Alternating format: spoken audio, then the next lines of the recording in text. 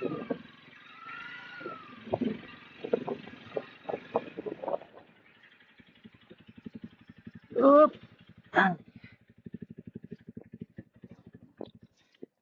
Okey, Assalamualaikum.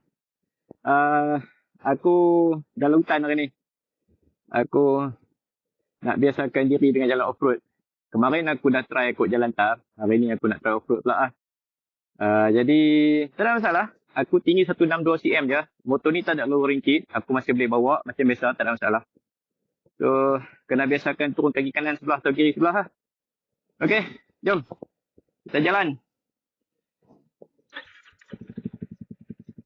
Okey, gear 2 je. Gear 1 terlajak. Oh.